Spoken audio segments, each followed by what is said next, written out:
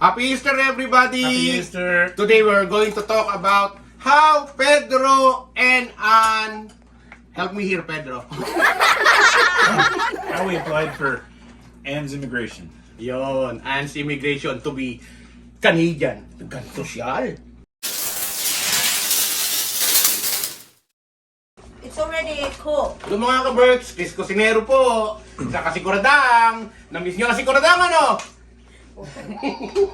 Kuradang, kumusta yung mga bisita mo? Nakakontent na naman si Undoy! Puta na. Maraming salamat sa ating mga TikTokers dyan, sa ating mga...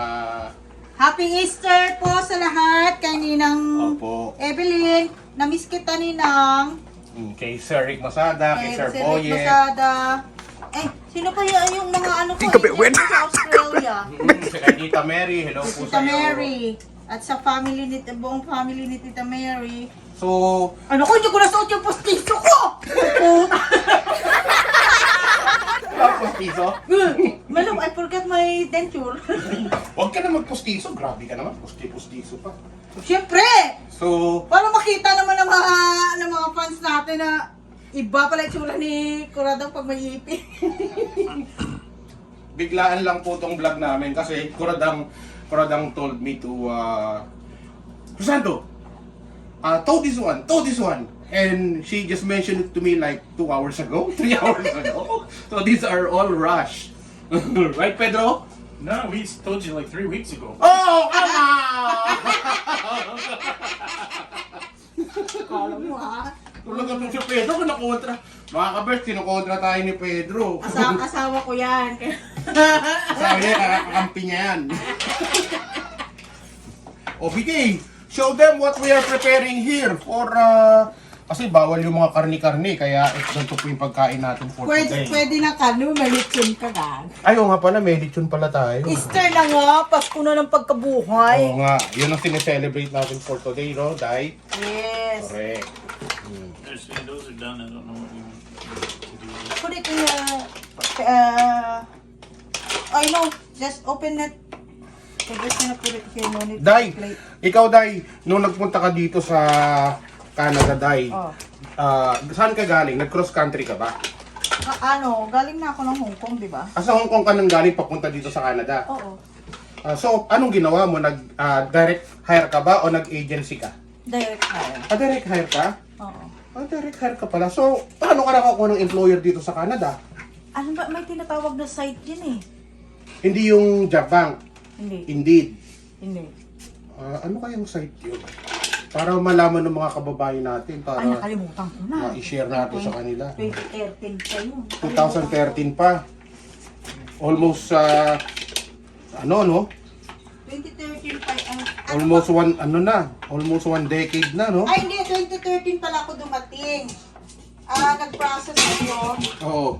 1 year ang waiting eh. Sa 2011. Or 2012. 2011 nag-apply ka na papunta ng Canada. Oo. I-start na ako ng process ng paper. Ano yung kailangan ni Pedro? Ito. Alam mo naman yung asawa ko. Diba? Pag nakaupo na yan, Hindi niya pwedeng tumayo, hindi magagalit pwede. yan. Pag inutusan mo yan, labag na sa kalooban niya. BJ, tinamod to dito. Oh my love, there's another pack in there, my love. Of Tingnan mo. banana. Cutting baboy? Oo, we're going to cut the baboy. Crackling sound. It's okay. Close it closer. I did already. Close the door, BJ.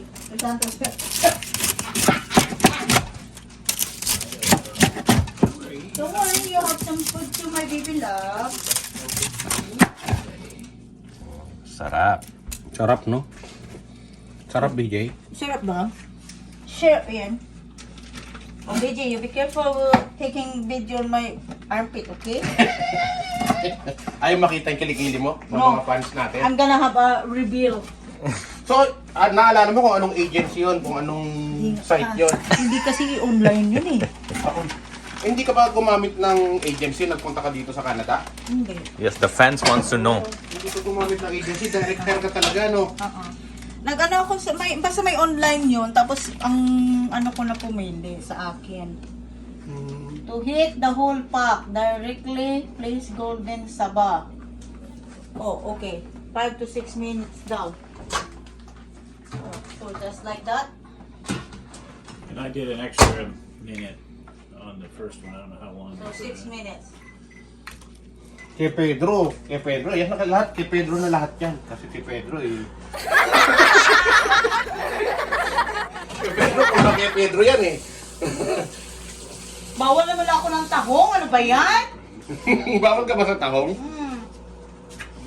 Ay, meron pa pala tayo isa dito. Cut na rin ba natin to mamaya na? Ba't na?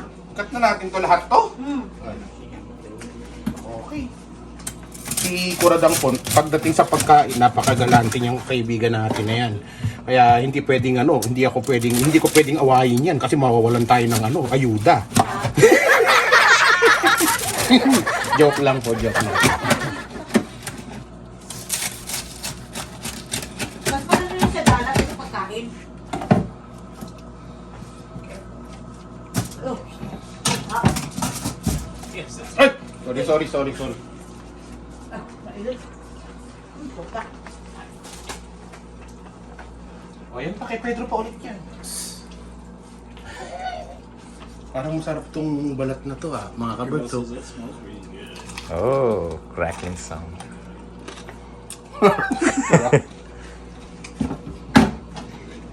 Thank you, Kuradang, for the ayuda. Thank you, Pedro, for the ayuda. Gusto Yes. naman, no? Sarap. Oh. Mailit yung sabi ang putang.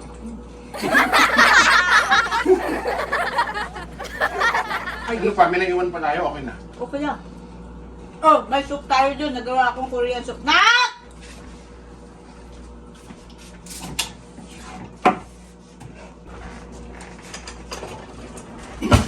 Tapos, Day, nung nakarating ka dito sa Canada, Dito ako din yung manas.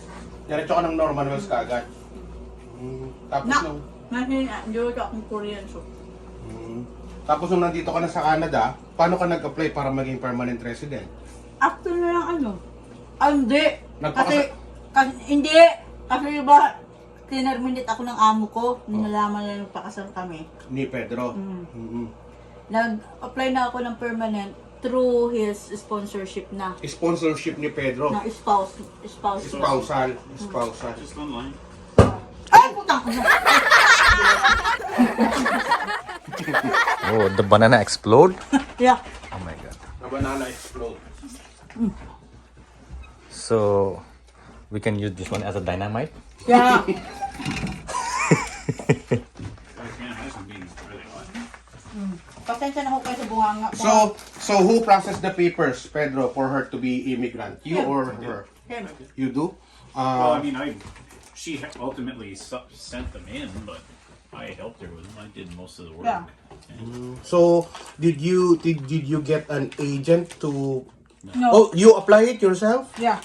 In my opinion, and this is just my opinion, agents are a waste of money. Yeah, that's true. Yeah. That's true. They can't. Which is They me- don't get you in line faster. They can't do any of No. that. The If immigration. you don't know how to fill the forms out and you're confused by the forms, Then you need to get an agent. Then an agent's okay, but Yeah, but if you know what you're doing, you know what you're doing. Well, the immigration itself, they have a, how do you call it?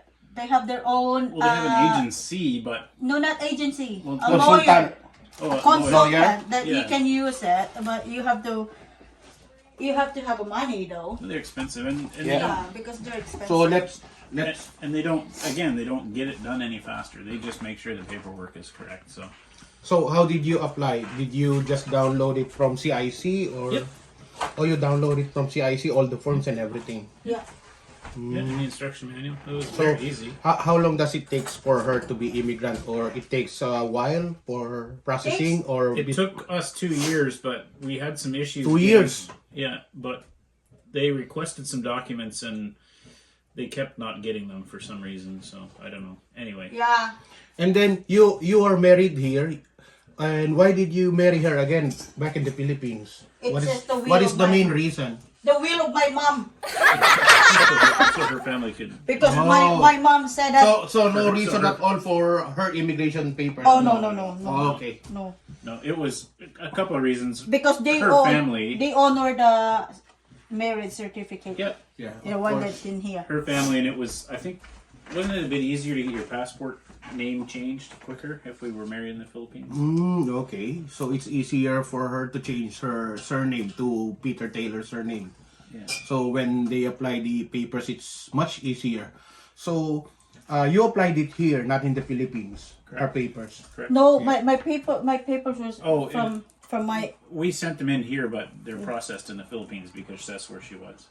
Oh, They, okay. they only process them in Canada if they're filed in Canada. Because I have my first marriage, so what happened is we have to change my name back. Cut that. I'm going to cut that. Don't mention that. What? There. No, it's informative too. Because you have to change it back to your. Oh, ulit. Okay. You have to- You back to start. Wag na! No, because that's a little bit private of your No, life. it's not. It's I don't not wanna share it. private. It's an informative too. If you have, I have my first marriage, so Her that husband- it's not complicated to apply for it. I have to change it back to my name until the To your papers with the Taylor Yeah, so she and changed it back to her maiden yeah. name. Because it's gonna be complicated. I'm using my first marriage name, and then And she was a Other widower. one She is- was a widower, so yeah. her Ah, first yeah. husband passed. So when you get back to Philippines, so how long did you waited for the papers, for your immigration paper to come Well, you know to what? get them? It wasn't supposed to be long. It's It because would have been they. 6 months, but It has to be. It's supposed to be only 6 months, but because the instructions is to send it to the courier, but we use LBC, and then when they said that they don't receive it, we use the DHL. They said that they don't receive it. We use Yeah. the UPS the third time. They said that they don't receive it, so we walked it there. yeah. So what we said is, can we just hand it personally to the Immigration. immigration? Well, So they- that's the better way to. Yeah. Well, CIC uses an agency in the Philippines to handle their paperwork, and we took it right to that agency. I can't remember what it's called. it's a global something. It's a Global Visa something. global thing Yeah, global for something. everything. That's the agency, Global. It's in Makati City. Yeah. Okay. And then that's the agency who process everything. Yes. Well, they're the ones that They're the one that take the paperwork from environment or from They're the one from who us. took your biometrics. Yeah. Yeah. Yeah. That agency. Well, I don't think it's an. Is that how you call agency? Well, I don't know what you'd call it. A contractor, anyways, that Sure, but no. takes the So paperwork. and how much you spend, like a total cost, when you process your papers to come here from the Philippines? Not really that much. I don't know. Because you just have to pay for the Just for the Oh, because he didn't use any agency here for Yeah. the whatever papers. CIC whatever charge. it says there for fee. Yeah, that's what you yeah. pay. Yeah, we didn't use an agency in the Philippines either. The agency we're talking about is hired by Immigration Canada Immigration. to handle the paperwork and stuff for Immigration Yeah. Canada. And that agency too is you can use it to apply for if you want to migrate it. So after you applied and everything, they said that you're approved for an application. Yeah, Did- no, did- they're not going to say that, but they're just once you get approved, they just gonna say that they need your passport. Oh, they are requesting passport, Yes. so they can. They're gonna request for your passport, and Yeah. that Once- means it's Once your we visa. finally got the paperwork to Immigration Canada, They're gonna request you first for medical. Yeah, it was 2 medical, biometrics. Yeah, Weeks. It was 2 weeks. when they requested for when they submitted when we submitted my papers a week after they requested me for my medical, and then after that I think 2 weeks after they asked me for my passport. So that's the final one. That's the When final they one. ask you for your passport, it Yeah. means that they're gonna give you the visa. Yeah. So- I was down in the Philippines on holidays when we were doing all this, so it didn't take very long. Oh, so you were there I was there. when everything was approved. Yep. Wow, that's we were that's we the were, benefit. we were gonna fly home together, but Because for the spousal sponsorship, he has to come. Well, it doesn't require to come down there, No, but he has to support me. they don't even have to do that. But we have to prove that we're a couple. Yeah, and it has to be. You have to support me so, So- that they can see on our bank account. Yeah, that what he's are the sending proof money. that you were a couple? Yeah, That the bank account, the bank the account, Pictures. pictures, pictures, letters, love letters, No, or no, not love letters. No, we sent in our receipt? WhatsApp transcript. Oh yeah, All our calls. all your conversation from WhatsApp, Messenger, Yeah. whatever it is. Even if you just said every day I love you like that. Yeah, from way Yeah, back from because there's a dates there, right? yeah, way back from 2014 It doesn't conversation. have them. It doesn't. When you send a transcript, it doesn't have the what you talk about. It just has when you contacted, how often you contacted. Yeah. But yeah, it was quick. We were gonna fly home together. But But I there's had a seminar for Yeah, there's a seminar for for having a husband outside Philippines that she had because to they're attend. trying to prevent the what it was trafficking. Well, going on. human trafficking, or Yeah, if your human husband is trafficking. abusive. Arranged marriage or no, not that. Well, and if your husband Yeah. is abusive, what to do? Yeah. and Oh, things like that. So it's a good seminar. We just didn't because she had taken it before when she came Oh, yung mga to ano work ba yun here, and we dahil didn't yung- think she'd have to do it again, but she did. So Okay. it delayed her coming by a couple of days. So this is very informative for those people if you met somebody here in Canada and you're going to get married and become an immigrant or become a citizen here in Canada. So just continue our vlogs here and keep watching it and what's this? That's okay. Subscribe. Rewind it and watch it again so you get more informed on Yeah. our videos Yeah. and how to get them and how to prepare or the documents that needed. What are the documents needed? Pedro, according to the CIC, there's our document checklist there, right? You're just going Yeah, to you just follow have it? to go online and follow the document checklist. If you follow the checklist and the instructions, you'll be fine. Okay, so he just follow all the instruction and all the document checklist and then he applied himself via cic.gc.ca. Yeah. You see, that's the official immigration here in Canada. Yeah, so they can process all your documents. Okay, so thank you very much and thank you for sharing your Love life. love life. And Pedro, thank you for informing us. Thank you very much. Init ha. So mga ka-Berks, hanggang dito na lang. Thank you very much. So, ito nga pala yung kapamilya, kapuso, katropa, kabarkada at ka-Berks. Chris Kusinero, thank you very much. Bye-bye! Like, share, and subscribe now. Thank you. Bye-bye.